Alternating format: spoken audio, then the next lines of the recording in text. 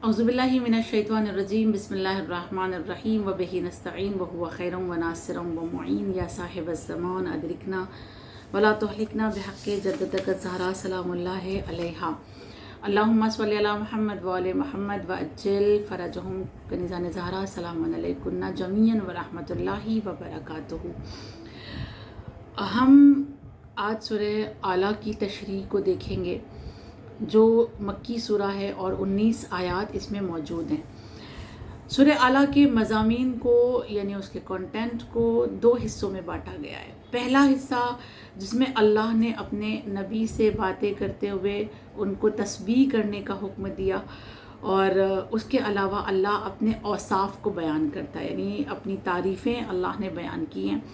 दूसरे हिस्से में अल्लाह ने दो लोगों के बारे में बात की है, एक वो जो खौफ इलाही रखते हैं और एक वो हैं कि जिनको कोई फ़िक्र नहीं है और उनका कल्ब बहुत शकी हो चुका है, उनके बारे में अल्लाह ने बात की है।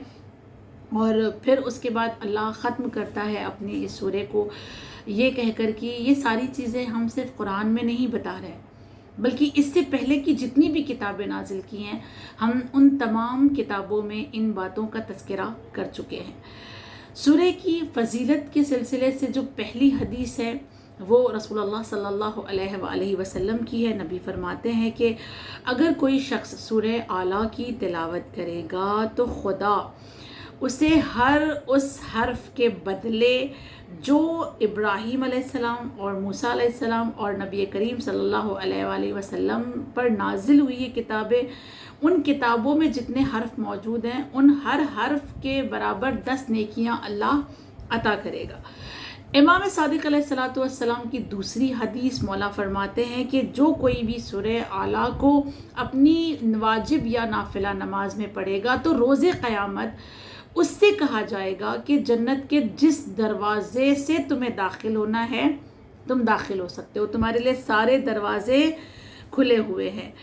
एक रवायत में ये है कि एक सहाबी अमीरुल मोमिनीन का कहता है कि मैंने 20 रातों तक अमीरुल मोमिनीन के पीछे नमाज़ों को पढ़ा, लेकिन एक दिन भी ऐसा नहीं हुआ कि मौला ने अपनी नमाज में सूरह आला की तिलावत न की हो। और मौला इस सूरह के लिए कहा करते थे कि हर शख्स ये जान ले कि इस सूरह में बहुत ज़्यादा अल्लाह ने बरकतों को छुपा रखा है। और अगर तुमको मालूम पड़ जाता कि इन सूरों में कितनी बरकतें छुपी हुई हैं तो हर एक इस सूरे को रोज़ाना 10 मरतबा पढ़ता। और फिर ये कहा कि जो कोई इसको पढ़ेगा गोया उसने सहीफ़े हज़रत मूसा और सहीफ़े हज़रत इब्राहीम की तिलावत की है। एक और मकाम पर अमीरुल मोमिनीन फरमाते हैं कि ये जो सूरा है वो नबी करीम का महबूब तरीन सूरा है, बहुत ज़्यादा नबी को पसंद था। ये सूरा सूरह मुसब्बिहात में से है। सूरह मुसब्बिहात जो युसब्बिहू या सब्बहा से शुरू होते हैं और नबी करीम की ज़िंदगी का ये तरीक़ा कार रहा है कि वो रात में नहीं सोते थे जब तक सूरह मुसब्बिहात की वो तिलावत न कर लें। हम सूरह को देखें, इब्तिदा में अल्लाह ने सब्बहे से शुरू किया है, सब्बहा इसमें लफ्ज़ आया है और इसकी तफसीर को हम मुख्तसर देखेंगे क्या अल्लाह इसमें कहना चाहता है। बिस्मिल्लाहिर्रहमानिर्रहीम सब्बिहिस्म रब्बिकल आला, पहली आयत जिसमें अल्लाह कहता है अपने बुलंद मर्तबा परवरदिगार के नाम की तस्बीह करो। खुदा ने यहाँ पर क्यों कहा कि अपने बुलंद और अपने रब, ए मेरे हबीब तेरे रब्बे का तेरे रब, अब तेरे रब के जो आला है जो अरफा है, इसलिए कि नबी का जो दौर था उस दौर में लोग अल्लाह के साथ दूसरे खुदाओं को कंपेयर करते थे और दूसरे खुदाओं को लाकर खड़ा कर दिया था। इसलिए अल्लाह ने कहा वो तेरा रब जो आला है उसकी तुम्हें तस्बीह करनी है। और वो रब कैसा है? अल्लज़ी खलक़ फ़सव्वा, वो जिसने पैदा किया, जो खालिक है और बहुत मुनज़्ज़म पैदा करने वाला है, जिसने बहुत डिसिप्लिन के साथ पूरी कायनात को पैदा किया है, उस रब की क्या करो? तस्बीह करो। और ऐसा नहीं है कि उसने सिर्फ डिसिप्लिन के साथ पैदा कर दिया, बल्कि आयत नंबर 3 में कहता है वल्लज़ी क़द्दरा फ़हदा, और उसने मुनज़्ज़म तरीक़े से पैदा करने के बाद हिदायत भी की है। ہادی اور رہنما کو بھی اس نے رکھا ہے تمہارے ساتھ، تاکہ تم کسی طرح سے کوئی گمراہی کے راستے پر نہ جاؤ۔ پھر اللہ آیت نمبر 4 میں اپنی ایک اور نعمت کا تذکرہ کرتا ہے اور کہتا ہے والذی اخرج المرعى، وہی جس نے چراگاہ کو ظاہر کیا۔ چراگاہ کو ظاہر کرنا یعنی چراگاہیں چھپی ہوئی تھیں، اللہ نے ان کو ظاہر کیا۔ چراگاہیں جہاں سے جانور گھاس کھاتے ہیں، پتے کھاتے ہیں، اپنے پیٹ کو بھرتے ہیں۔ ظاہر سی بات ہے جانور اگر تندرست رہے گا اور جانوروں کو غذا ملتی رہے گی تو پھر وہ جانور انسان کے ہی کام آتا ہے۔ لہٰذا یہاں پہ اللہ بتانا چاہ رہا ہے کہ جو ہم جانوروں کے لیے مہیا کرتے ہیں وہ جانور ایک دن اے میرے بندے تیرے کام آنے والے ہیں۔ تو اس لیے ہم نے چراگاہوں کو بھی اخرجا یعنی باہر نکالا اور انہیں تمہارے لیے ظاہر کر دیا، تاکہ تمہارے جانور جو ہے وہاں سے غذا کو حاصل کرے اور پھر تم اس جانور کے ذریعے سے فیض اٹھا سکو، فائدہ اٹھا سکو۔ اور پھر آیت نمبر 5 میں کہا فَجَعَلَهُ غُثَاءً أَحْوَىٰ، پھر اسے خشک اور سیاہ قرار دے دیا۔ یعنی یہ جو گھاس ہم نے ظاہر کی، یہ چراگاہیں جو ہم نے ظاہر کی، یہ ہرے تھے، گھاس ہری ہوتی ہے، پتے ہرے ہوتے ہیں۔ اللہ کہہ رہا ہم نے اس کو کیا کر دیا، پھر سکھا دیا، اور ہم نے اس کو کیا کر دیا، پھر سیاہ کر دیا۔ جب ایک پتا بہت زیادہ ہرا ہوتا ہے یا اس کی زندگی کم ہونے لگتی ہے تو وہ بلیک ہوتا ہے، پھر بلیک ہونے کے بعد وہ کیا ہوتا ہے، سوکھ جاتا ہے اور گر جاتا ہے۔ اس میں اللہ نے ہمیں تھوڑا سا غور و فکر کرنے کی دعوت دی ہے کہ اللہ کیوں کہہ رہا ہے کہ ہم نے چراگاہوں کو ظاہر کیا اور پھر اس کے بعد اس کو سیاہ کر دیا، ہم نے اس کو خشک کر دیا۔ اس میں 3 پوائنٹ مفسر قرآن نے بیان کیے ہیں۔ پہلا کہتے ہیں کہ اللہ ہمیں یہ بتانا چاہ رہا ہے کہ دیکھو یہ جو ہرا بھرا درخت تھا، یہ جو ہری بھری گھاس تھی، یہ سیاہ ہو گئی اور سیاہ ہو کے یہ سوکھ گئی، سوکھ کر اس کی زندگی ختم ہو گئی۔ اسی طرح آج تم ہرے بھرے ہو، کل تم بھی ختم ہو جانے والے ہو۔ دوسرا پوائنٹ یہ ہے کہ اگر یہی سوکھی ہوئی گھاس، کالی گھاس جو سوکھ گئی ہے، ایک کے اوپر ایک رکھتے چلے جائیں، رکھتے چلے جائیں، رکھتے چلے جائیں، تو بظاہر تو سوکھی ہوئی گھاس ہے جو بلیک ہو چکی ہے، جو خراب ہو چکی ہے، جس کا کوئی یوز نہیں ہے۔ لیکن ایک کے اوپر ایک جمع کرنے سے کیا ہوتا ہے، پھر وہی گھاس جو ہے وہ کھاد بن جاتی ہے، جو مفید ہو جاتی ہے، جو فائدے مند ہو جاتی ہے۔ یعنی اللہ یہاں پر ایک بار ہمیں دعوت دینا چاہ رہا ہے کہ دیکھو جو فضول چیزیں بھی ہیں تمہاری نگاہ میں، اللہ اس سے بھی ایک فائدے مند چیز کو بنانے کی قدرت رکھتا ہے۔ اور پھر اس کے بعد تیسرا پوائنٹ اس میں یہ بیان کیا گیا ہے کہ اللہ نے کیوں ان کا تذکرہ کیا اور خداوند کریم نے اس گھاس کی بات کیوں کی ہے، وہ اس لیے کہ ہم دیکھیں کہ جب گھاس جو ہے وہ بلیک ہو جاتی ہے ایک چراگاہ میں، ایک میدان میں، اور اس میں جو پتھر نکلے ہوئے ہوتے ہیں اور اس پتھر پر یا اس زمین پر جب وہ بلیک ہو جاتی ہے، سوکھ جاتی ہے، تو وہ کالی جو ہے نا گھاس کوئلے کی شکل میں تبدیل ہو جاتی ہے، وہ کوئلہ بن جاتی ہے۔ اور جو پتھر کا کوئلہ بنتا ہے وہ انسان کے بہت کام آتا ہے، بہت مفید ہوتا ہے۔ یعنی اللہ غور کرنے کی ہمیں دعوت دے رہا ہے کہ تم غور کرو کہ ہم نے کس طرح سے چراگاہ کو بنایا اور چراگاہ کو تمہارے لیے ظاہر کیا، اور پھر یہی چراگاہیں تمہیں کتنی ساری دعوت دیتی ہیں، کتنے سارے پیغام اس چراگاہوں میں چھپے ہوئے ہیں۔ اور دیکھو کہ تمہارا رب کیسا خالق ہے، وہ تو ایسا خالق ہے کہ اس کی مخلوق کے بارے میں انسان اگر پڑھے تو حیران ہو جائے۔ مثال کے طور پہ ایک پرندہ ہم دیکھیں کہ جو دور دراز اڑ کر چلا جاتا ہے، نہ جانے کتنی دور سمندروں میں اڑتا رہتا ہے اور پھر کہیں کہیں چلا جاتا ہے، لیکن اس پرندے کو پھر کسی کو راستہ دکھانے کی ضرورت نہیں پڑتی، کسی میپ کی ضرورت نہیں پڑتی، وہ آٹومیٹکلی اپنے اسی درخت پر آ جاتا ہے جہاں پر اس نے اپنا گھونسلہ بنایا ہوا ہے۔ دوسری چیز ہم دیکھیں کہ کچھ ایسے ہوتے ہیں چھوٹے چھوٹے اللہ کی موجودات کہ جس کو دوربین سے دیکھنے کی ضرورت پڑتی ہے، اور بعض تو دوربین سے بھی نظر نہیں آتے، لیکن وہ جو ہم جس کو دوربین سے دیکھتے ہیں ایگل، اسے بنا کسی دوربین کے چھوٹی چھوٹی آنکھوں کے ذریعے سے دیکھ لیتا ہے۔ شہد کی مکھی کو دیکھیں ہم کہ ہوا تیز چلتی ہے، وہ پتہ نہیں کہاں اڑ کے چلی جاتی ہے، لیکن اسے یہ معلوم ہوتا ہے کہ اس کا شہد کا جو چھتا ہے وہ کس شہر میں کس درخت کے پاس ہے، اور وہ لوٹ کر اپنے درخت کے پاس آتی ہے، کسی اور درخت کے پاس نہیں جاتی اور اپنے ہی چھتے میں آ کر بیٹھتی ہے اور وہیں پھر وہ شہد بناتی ہے. یہ کیسی عجیب و غریب مخلوق اللہ کی ہے. ہم دیکھیں ایک اور خوبصورت بات اللہ کی مخلوق کے بارے میں کہ جو سمندروں میں مچھلیاں رہتی ہیں ان مچھلیوں کے لیے یہ ملتا ہے کہ یہ مچھلیاں دیکھیں بہہ کے کہاں کہاں جاتی ہوں گی, کن کن مقامات پہ چلی جاتی ہوں گی. سمندر کی کوئی تھا ہے؟ ہم سمندر کی انتہا تک جا سکتے ہیں, سمندر کی انتہا تک پہنچ سکتے ہیں. وہ کتنا چوڑا ہے, کتنا بڑا ہے, کتنا گہرا ہے, اور مچھلیاں پھر کہاں کہاں پہنچتی ہوں گی. لیکن کہا جاتا ہے کہ یہ مچھلیاں جب اپنے بچے نکالنا چاہتی ہیں تو واپس وہاں پلٹ کر آتی ہیں جہاں پہ وہ پیدا ہوئی ہیں, اور پھر وہیں پر وہ بچے نکالتی ہیں جہاں پر ان کے ماں باپ نے ان کو پیدا کیا تھا. یہ کتنی عجیب و غریب اللہ کی مخلوق ہے, اللہ کی قدرت ہے جو ہماری عقل کو حیران کرتی ہے. اور یہی اللہ ہمیں اور آپ کو یہاں پر دعوت فکر دے رہا ہے کہ تم سوچو کہ تمہارا خالق کیسا ہے. اس کے بعد آیت نمبر 6 میں اللہ مخاطب ہوتا ہے اپنے نبی سے, اور اپنے نبی سے کہتا ہے سنقرئک فلا تنسا, اور عنقریب ہم جو ہے اگر ایسے خالق ہیں, ہم ایسے رب ہیں جن کی توصیف اس طرح سے اللہ نے کی, تو خدا کہتا ہے عنقریب اے میرے حبیب ہم تمہارے پاس قرآن کو بھیجیں گے اور قرآن کو تمہارے سامنے پڑھا جائے گا اور تم اسے کبھی فراموش نہیں کرو گے. یعنی تم اس بات کا خوف نہیں کرنا کہ جبرائیل تو ایک بار آئیں گے, ایک بار آ کر قرآن میرے سامنے پڑھ کر چلے جائیں گے, پھر اگر وہ میں بھول گیا تو. اللہ یہ کہہ رہا ہے اپنے حبیب سے کہ اے میرے حبیب ایک بار جو آیات آپ کے قلب پر ثبت کر دی گئی پھر آپ اسے کبھی فراموش نہیں کریں گے.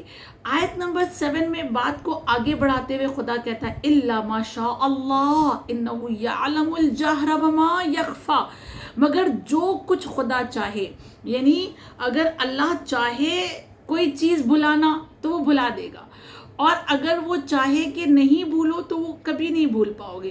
اور جو کچھ بھی تمہیں یاد ہے تو اس یاد دہانی پر یا اس حافظے پر, اس میموری پاور پر تم اپنے اوپر فخر نہیں کرنا کہ ہاں مجھے کتنا یاد رہتا ہے. نہیں, اللہ کہہ رہا ہے کہ جو کچھ خدا چاہے گا, میں چاہوں گا تو تم یاد رکھو گے, میں چاہوں گا تو تم بھول جاؤ گے, اس لیے کہ میں وہ ہوں جو اوپن کو بھی جانتا ہوں, آشکار کو بھی جانتا ہوں, اور جو پوشیدہ ہے, جو چھپا ہے, جو ہڈن ہے, میں اس کو بھی جانتا ہوں. تو میرے پاس ان تمام چیزوں کا علم ہے, اور یہ قدرت بھی صرف اللہ کی ہے. ٹھیک ہے. اس کے بعد اللہ پھر ایک مرتبہ آیت نمبر 8 میں کہتا ہے وَنُيَسِّرُكَ لِلْيُسْرَى, اور ہم تمہیں ہر اچھے کام کے انجام دینے کے لیے آمادہ کریں گے.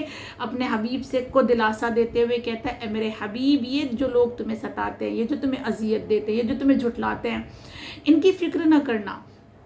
تمہارا مددگار تمہارا خالق ہے, تمہارا رب ہے, تمہیں ہر نیکی کرنے کی صلاحیت وہ عطا کرے گا, اور ہر نیکی کے لیے وہ تمہارا مددگار ثابت ہوگا, اور ہمیشہ وہ تمہارے لیے موجود ہوگا. صحیح. لہٰذا پھر اس کے بعد اللہ دلاسا دینے کے بعد اپنے حبیب سے کیا کہہ رہا ہے کہ اگر وہ ایسا قدرت والا پروردگار ہے, تمہیں جو کچھ بھی دے دے گا اسے تم کبھی بھولو گے نہیں, تمہیں وہ نیکی کرنے کی بھی قوت دے گا, طاقت دے گا, دن تمہیں کیا کرنا ہے اے میرے حبیب, تمہیں کیا کرنا ہے فَذَكِّرْ إِن نَفَعَتِ الذِّكْرَى, تو جہاں تک سمجھانا مفید ہو سمجھاتے رہو. اگر اللہ مددگار ہے تو پھر ان لوگوں کو جو ناسمجھ ہے, جو توحید کی درک کرنے کی صلاحیت نہیں رکھتے, ان کو سمجھاتے رہو. جہاں تک ممکن ہو سکے تم ان کو سمجھاتے رہو, یہ تمہارا کام ہے. تذکر کرنا, انہیں یاد دلانا, انہیں بار بار بتانا, اے میرے حبیب یہ تمہارا کام ہے, اور اس میں اللہ تمہارا مددگار ہوگا. پھر آیت نمبر 10 میں کہا سَيَذَكَّرُ مَن يَخْشَىٰ, اور عنقریب وہ لوگ جو خدا سے ڈرتے ہیں متذکر ہوں گے. یعنی آپ اپنا کام کریے, آپ ڈرائیے, آپ تذکر کیجئے, آپ اللہ کی جانب بلائیے.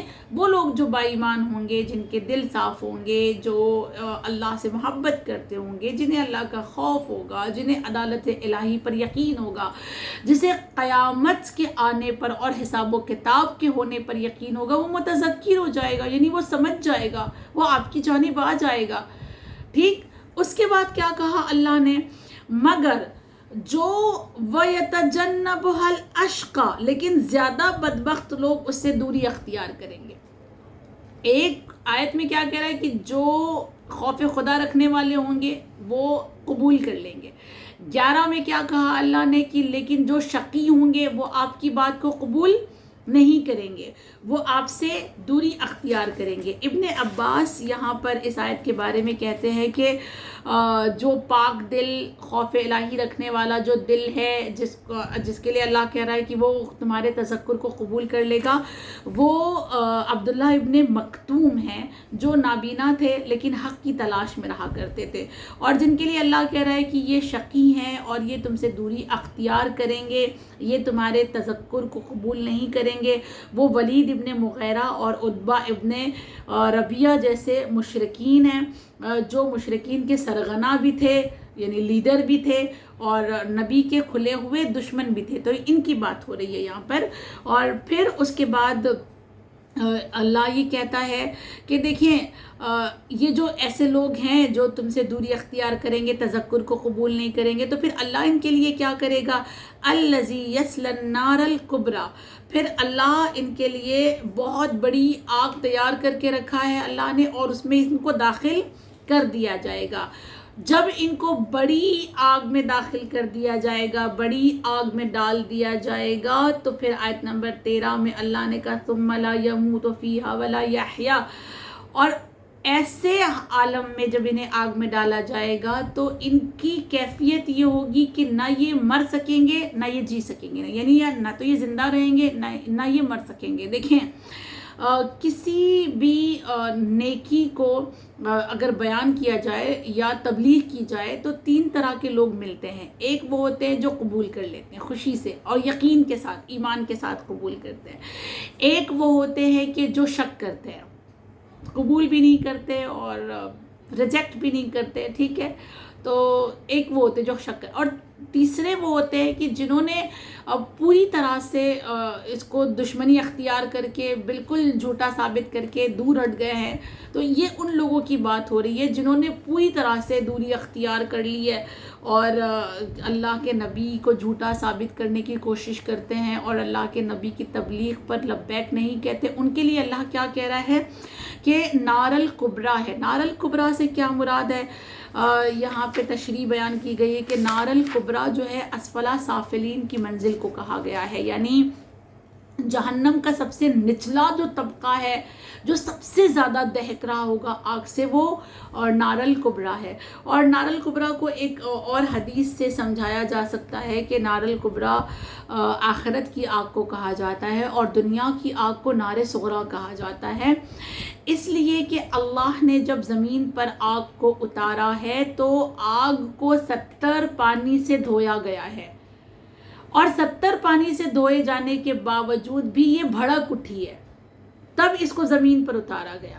تو یہ جو ہمارے پاس جو آگ ہے جو ہمیں جلاتی ہے، یہ 70 پانی سے دھوئی ہوئی آگ ہے. اگر یہ ہمیں ایسے جلاتی ہے، یہ ہمیں ایسے ہرٹ کرتی ہے، یہ ہمیں اتنے زخم دیتی ہے، تو جو ایک بھی پانی سے نہیں دھلی ہوئی ہے، جو ایز اٹ از ویسی کی ویسی جہنم میں ہے جیسے اللہ نے خلق کیا ہے، تو پھر اس آگ کے اندر جلانے کی جو طاقت ہوگی اور وہ جو زخم دے گی، ہم اس کو تصور نہیں کر سکتے کہ کیسا زخم ہوگا. یہی وجہ ہے کہ امیر المؤمنین جو ہیں وہ دعائے کمیل میں اس طرح سے دعا کرتے ہیں کہ پروردگار عالم، آخرت کی آگ اور دنیا کی آگ میں بہت فرق ہے. اگر میں دنیا کی چھوٹی سی آگ کو برداشت نہیں کر پاتا ہوں تو پھر میں آخرت کی آگ کو کیسے برداشت کر پاؤں گا. تو یہ نار الکبریٰ ہے جو اللہ کہہ رہا ہے کہ ہم نار کبریٰ میں اس کو ڈال دیں گے. اس کے علاوہ پھر اللہ آگے اپنی بات کرتا ہے اور پھر یہ کہتا ہے کہ اگر کسی نے تزکیہ کر لیا اور کسی نے اپنے آپ کو سنبھال لیا تو پھر خدا کے یہاں اس کے لیے ایک ہے کوئی نہ کوئی چانس کہ معاف کر دیا جائے گا. لیکن اللہ کہتا ہے کہ تم ایسا کرتے نہیں ہو، اس لیے کہ تم نے دنیا کی محبت میں اپنے آپ کو بہت زیادہ مصروف رکھا ہے. اور پھر اللہ آیت نمبر 14 میں اس طرح سے فرماتا ہے قد افلح من تزکا، یقیناً وہ کامیاب ہو گئے جنہوں نے تزکیہ کیا. اب تزکیے کو ہم تھوڑا سا سمجھیں گے 2 پوائنٹ کے ذریعے سے. پہلا پوائنٹ یہ ہے کہ تزکیہ کا معنی ہوتا ہے اپنے دل کو، اپنی روح کو شرک سے اور کفر سے پاک کرنا. ایک معنی تزکیہ کا کہ اپنے باطن کو پاک کرے. دوسرا معنی تزکیہ کرنے کا یعنی انسان کے اندر جو اخلاق کی برائیاں ہیں، بری عادتیں ہیں، بد اخلاقیاں ہیں، اسے ختم کرے، اور یہ تزکیہ ہے.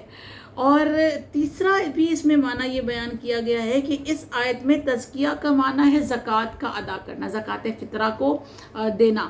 تینوں معنی صحیح ہے، آپ تینوں معنی لے سکتے ہیں کہ اللہ کہہ رہا ہے کہ تم کامیاب ہو جاؤ گے اگر تم نے تزکیہ کیا، یعنی اگر اپنے روح کو تم نے پاک کر لیا، اگر تم نے اپنے اخلاق کو پاک کر لیا. ظاہر ہے جب انسان کی روح پاک ہو جاتی ہے، جب انسان کے اخلاق درست ہو جاتے ہیں، تو پھر وہ نیکیوں کی طرف جاتا ہے. اور زکوٰۃ بھی کیا ہے؟ ایک نیکی ہے. آیت نمبر 15 میں اللہ کہتا ہے وَذَكَرَ اسْمَ رَبِّهِ فَصَلَّى، اور اپنے پروردگار کے نام کا ذکر کرے اور نماز پڑھے. پھر یہ جب آیت نمبر 15 کو ہم پڑھتے ہیں تب سمجھ میں آتا ہے کہ نہیں، 14 میں جو بات ہو رہی ہے وہ 90% اس بات کی طرف اشارہ ہے کہ نہیں، زکوٰۃ کی بات ہو رہی ہے، کیونکہ نیکسٹ آیت میں اللہ ذکر کی بات کر رہا ہے اور نماز کی بات کر رہا ہے. تو نماز کی بات جہاں پر ہے، ذکر کی بات جہاں پر ہے، وہاں پر پاسبلٹی یہ ہوتی ہے کہ اس سے پہلے جو ذکر، جس تزکیے کی بات آئی ہے، شاید وہ زکوٰۃ کے معنی میں ہو. حالانکہ تینوں معنی لیا جا سکتا ہے اور تینوں معنی صحیح ہے. تو ممکن ہے کہ اللہ یہ کہہ رہا ہے کہ تم زکوٰۃ دو، تم نماز پڑھو، تم ذکر کرو، لیکن اس کے بعد اللہ فوراً کیا کہتا ہے آیت نمبر 16 میں بل تؤثرون الحیات الدنیا، ٹھیک، بلکہ تم دنیا کی زندگی کو مقدم سمجھتے ہو. تم نے کیا کر لیا ہے؟ تم نے دنیا کی زندگی کو آگے کر لیا ہے، دنیا کی زندگی کو پہلے کر لیا ہے، آخرت کو تم نے بالکل پیچھے ڈھکیل دیا ہے، اور دنیا کی زندگی کو تم نے مقدم کر لیا ہے. اور جب دنیا کی زندگی تمہارے لیے مقدم ہو گئی تو پھر آخرت تمہاری نگاہ میں نہیں رہے گی. اگر آخرت تمہاری نگاہ میں نہیں رہے گی تو پھر تم کبھی بھی دنیا میں نیکی کی طرف نہیں جاؤ گے اور آخرت کے لیے کوئی کام نہیں کرو گے. جو کچھ بھی کرو گے وہ سب دنیا کے لیے کرو گے. امام سجاد کی ایک بہت خوبصورت روایت ملتی ہے کہ مولا سجاد سے جب ایک سوال پوچھا گیا تھا کہ مولا اللہ نے ہمیں اعمال کرنے کے لیے اگر بھیجا ہے، دنیا میں عمل صالح انجام دینے کے لیے بھیجا ہے، تو مولا آپ ہمیں بتائیں کہ دنیا کا سب سے افضل عمل کیا ہے؟ مولا سجاد نے فرمایا کہ اللہ اور رسول کی معرفت کے بعد دنیا کا سب سے افضل عمل دنیا سے نفرت کرنا ہے، بغض دنیا. کیوں؟ اس لیے کہ جتنے بھی گناہ ہم اور آپ انجام دیتے ہیں، احادیث سے یہ ثابت ہے کہ وہ سب کچھ حب دنیا میں آ کے کرتے ہیں. سارے گناہ ہم حب دنیا کی وجہ سے کرتے ہیں. دنیا کی محبت جب دل میں آ جاتی ہے تو اس محبت میں ہم اتنے مصروف ہو جاتے ہیں کہ پھر کوئی گناہ کرنے سے ہم پیچھے نہیں ہٹتے. لہٰذا مولا سجاد فرماتے ہیں کہ اللہ اور رسول کی معرفت کے بعد اگر سب سے افضل کوئی عمل ہے تو وہ یہ کہ دنیا سے نفرت کرو. اور پھر مولا نے بہت خوبصورت باتیں کہی، اور وہ یہ کہ تم جان لو کہ دنیا میں سب سے پہلے ہونے والا جو گناہ ہے وہ تکبر ہے، اور وہ تکبر اللہ کی نافرمانی کی وہ تکبر کی وجہ سے اللہ کی نافرمانی کی گئی. جب ابلیس کو کہا گیا آدم کا سجدہ کرو، اس نے کہا میں نہیں کروں گا، اور یہ تکبر جو اس کے اندر تھا، اس تکبر نے اس سے کیا کروایا؟ اللہ کی نافرمانی کروائی، اور وہ اللہ کی نافرمانی کر کے قیامت تک کے لیے ملعون بن گیا. دوسرا جو گناہ ہوا وہ روئے زمین پر سب سے پہلے وہ حرص تھا، دوسرے نمبر کا گناہ. اس لیے کہ اللہ نے حضرت آدم اور حضرت حوا کے لیے پوری جنت کو اوپن رکھا تھا، اور یہ اعلان کیا تھا کہ جہاں سے جو چاہیے آپ لے سکتے ہیں، بس ایک درخت ایسا ہے جس کے قریب آپ کو نہیں جانا ہے. لیکن ترک اولا ہوا، اور وہ ایک حرص جو ہوتی ہے انسان، جو ہمارے اور آپ کے اندر آئی ہے، ہمارے اندر موجود ہے، تو یہ حرص کی وجہ سے حضرت آدم سے ترک اولا ہوا، اور ترک اولا کی وجہ سے انہیں جنت سے باہر آنا پڑا. خوب تیسرا گناہ جو روئے زمین پر ہوا ہے سب سے پہلے، وہ حسد ہے، حسد کی وجہ سے ہوا ہے، قتل ہوا ہے. اور وہ قتل بھی کیا تھا، ایک بھائی نے بھائی کا قتل کیا. اور وہ جو دونوں بھائی ہیں وہ ایک نبی کے بیٹے ہیں. نبی کے بیٹے ہونے کے باوجود ایک بھائی دوسرے بھائی کا قتل کر دیتا ہے. کس وجہ سے؟ حسد کی وجہ سے. ہم سب جانتے ہیں حضرت یوسف علیہ السلام کو ان کے بھائیوں نے کنویں میں ڈالا تھا. یہ بھی جو ایک نبی کے بیٹے نبی کو ان کے دوسرے بھائی جو کنویں میں ڈال رہے ہیں، اس کی وجہ بھی حسد تھی. یعنی ایک 3 چیزیں انسان کے گناہوں کی بنیاد بنا دی گئی، ایک تکبر، ایک حرص اور ایک حسد. اور یہ ساری چیزیں، یہ تینوں چیزیں بھی جو انسان کے اندر آتی ہیں وہ حب دنیا کی وجہ سے ہوتی ہے، دنیا کی محبت کی وجہ سے ہوتی ہے. اس لیے اللہ کہہ رہا ہے کہ بل تؤثرون الحیات الدنیا، تم نے تو دنیا کی زندگی کو مقدم کر رکھا ہے، تم نے تو دنیا کی زندگی کو سب سے آگے کر رکھا ہے. تمہارے لیے تو دنیا کی زندگی سب سے زیادہ ضروری ہے، اور اسی کے لیے تم اپنا ایفرٹ ڈال رہے ہو، اسی کے لیے تم اتنی محنتیں کر رہے ہو. اور پھر اس کے بعد خداوند کریم کہتا ہے کہ والآخرۃ خیر وابقیٰ، جبکہ خیر کیا ہے، بہتر کیا ہے، آخرت ہے. پائیدار کیا ہے، آخرت ہے. یہ جو دنیا ہے یہ فانی ہے، یہ پائیدار نہیں ہے، یہ ختم ہو جانے والی ہے، یہ مٹ جانے والی ہے. اگر فانی دنیا کے لیے تم اتنے ایفرٹ ڈالتے ہو، تم اتنی محنتیں کرتے ہو، تم اتنا کام کرتے ہو، اتنی قربانی دیتے ہو، تو وہ جو پائیدار دنیا ہے، جو کبھی ختم ہونے والی نہیں ہے، جو ہمیشہ باقی رہنے والی ہے، اس کے لیے کتنی محنت کرنی چاہیے. یہ دنیا تو مٹ جائے گی نا، یہ دنیا تو خاک میں مل جائے گی نا، ایک دن سب کچھ ختم ہو جانے والا ہے نا. شاید یہی وجہ ہے کہ کہا گیا کہ جو بہت زیادہ غرور اور تکبر کے ساتھ گناہوں میں ملوث ہوتے ہیں انہیں ہم منہ کے بل، یہ جو بار بار اللہ کہتا ہے نا کہ منہ کے بل جہنم میں ڈال دیا جائے گا، اس کا بھی ایک فلسفہ بیان کیا گیا تھا. کیونکہ انسان جو ہے دنیا میں جب اپنی باڈی کو سجانے پر آتا ہے تو باڈی میں سے سب سے زیادہ جس کا کیئر کیا جاتا ہے، جس کو سجایا جاتا ہے، وہ انسان کا چہرہ ہے. سب سے زیادہ انسان اپنے چہرے پہ کام کرتا ہے. خواتین کو دیکھ لیں، مردوں کو دیکھ لیں، آپ جسے بھی دیکھ لیں، سب سے زیادہ انسان اپنے چہرے پہ کام کرتا ہے، اس پہ محنت کرتا ہے، اسے سجاتا ہے. لہذا اللہ کہتا ہے کہ جس کو تم نے دنیا میں سب سے زیادہ سجایا ہے دنیا کے لیے، ہم اسی کے بل تمہیں جہنم میں ڈال دیں گے. یہ اس چہرے کی وجہ سے تم اپنے آپ کو پہچنواتے تھے اور فخر کرتے تھے اور غرور کے ساتھ گھومتے تھے. اب اسی چہرے کو تمہارے ہم منہ کے بل تمہیں جہنم میں ڈال کر اس کو جلا دیں گے. یہ اللہ نے ہمیں بہت زیادہ جگہ دینے والی آیات دی ہیں کہ دنیا کو فراموش کرو، دنیا سے دور چلے جاؤ اور آخرت کی طرف لوٹ کر آ جاؤ. اس کے بعد اللہ آیت نمبر 18 میں کہتا ہے ان ھذا لفی الصحف الاولیٰ، یہ احکام پہلی آسمانی کتب میں آ چکے ہیں. اور یہ جو کچھ بھی اللہ بیان کر رہا ہے کہ تم تزکیہ کرو، تم نماز پڑھو، تم ذکر کرو اللہ کا بار بار، اور دنیا سے دور رہو، آخرت کی فکر کرو، یہ تمام تذکرے یہ اسے اس میں نہیں ہو رہے ہیں. میں صرف قرآن میں نہیں بات کر رہا ہوں اس کے بارے میں، بلکہ یہ اس سے پہلے جو آسمانی کتاب ہم نے نازل کی ہیں ان آسمانی کتابوں میں بھی ہم نے ان کا تذکرہ کیا ہے، انہیں بھی ہم نے یہ تمام چیزیں یاد دلائی ہیں، اور ان سب کو بھی یہ چیزیں بتائی گئی ہیں. ان کتابوں میں بھی ساری چیزیں موجود ہیں، کیونکہ ظاہر سی بات ہے اللہ کی جانب سے کتابیں آئی ہیں تو احکامات تو تقریباً ایک جیسے ہوں گے. یہ الگ مسئلہ ہے کہ اب جو توریت اور زبور اور انجیل ہے ان کو تبدیل کر دیا گیا، ان میں تحریف کر دیا گیا، الا قرآن اور جو پوری طرح سے ویسا کا ویسا ہے جیسا جبرائیل لے کر آئے تھے، جو ہمارے اور آپ کے عقیدے میں ہے کہ قرآن میں کوئی تحریف نہیں ہے.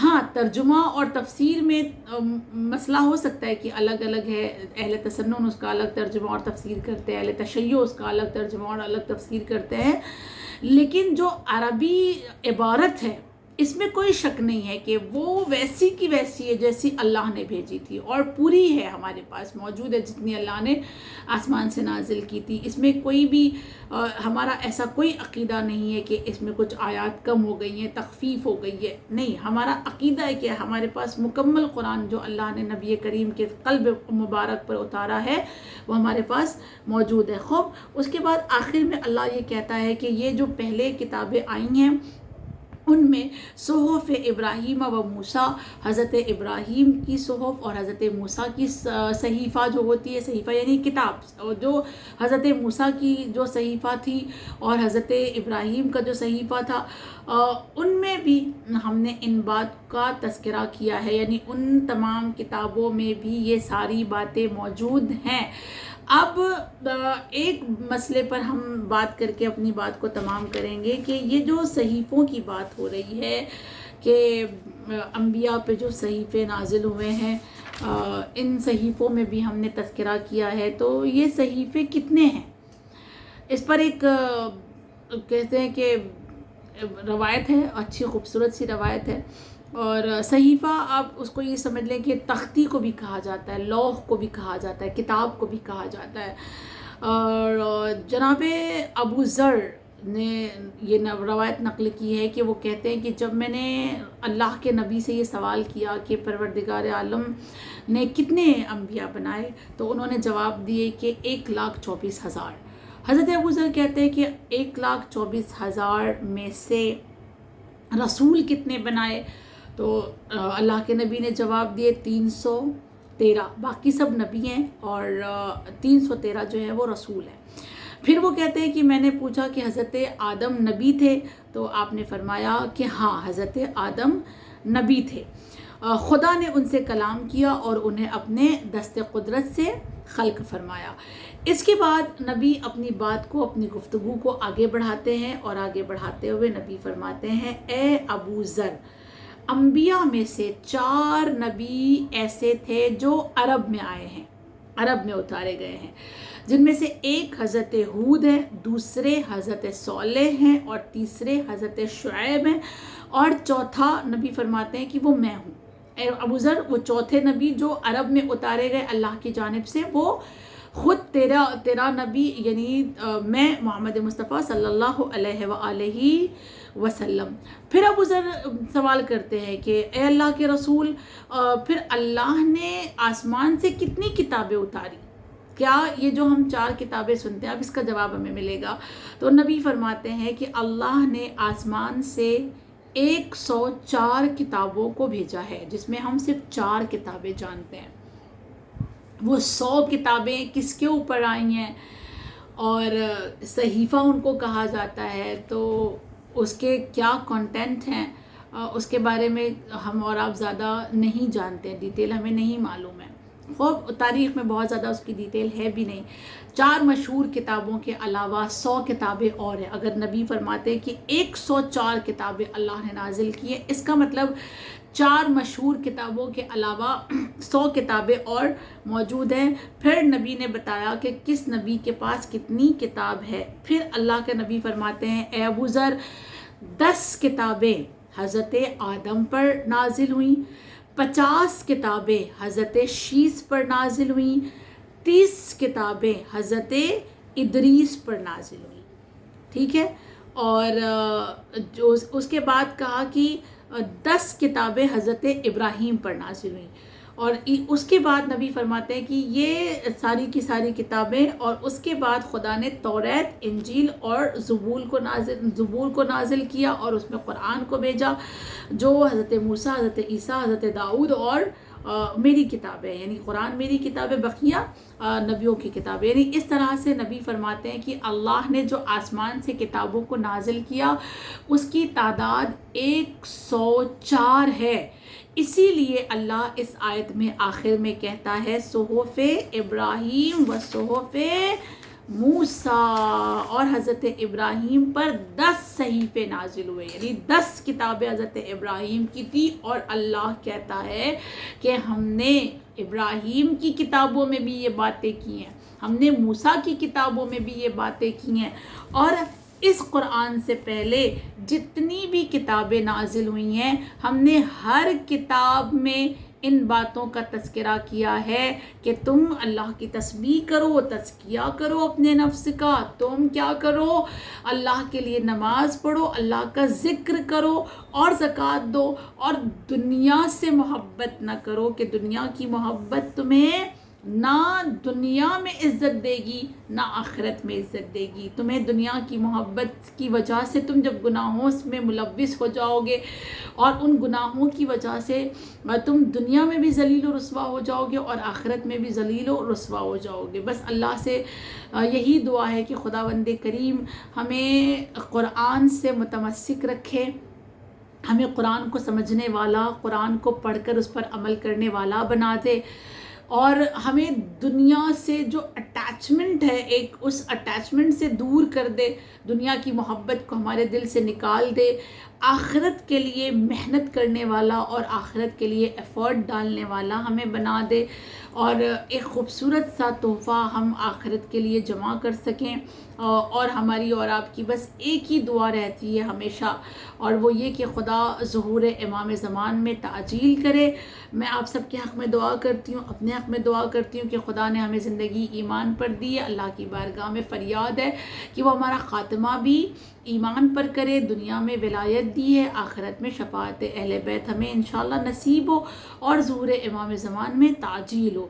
وآخر الدعوانا ان الحمد للہ رب العالمین۔ سورہ فاتحہ کی التماس ہے۔ اللہم صلی علی محمد وعلی محمد وعجل فرجہم۔ بسم اللہ الرحمن الرحیم، الحمد للہ رب العالمین، الرحمن الرحیم، مالک یوم الدین، ایاک نعبد وایاک نستعین، اہدنا الصراط المستقیم، صراط الذین انعمت علیہم غیر المغضوب علیہم ولا الضالین۔ بسم اللہ الرحمن الرحیم، قل هو اللہ احد اللہ الصمد لم یلد ولم یولد ولم یکن له کفوا احد۔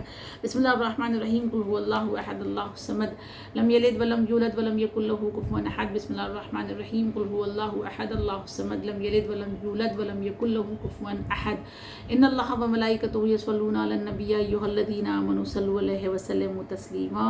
اللہم صلی علی محمد وعلی محمد وعجل فرجہم۔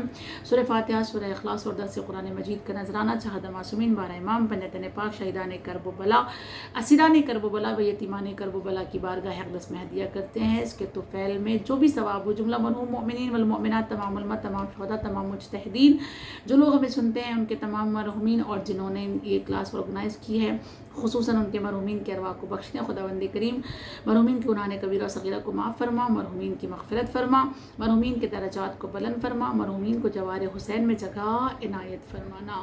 وتقبل منا انک انت السمیع العلیم۔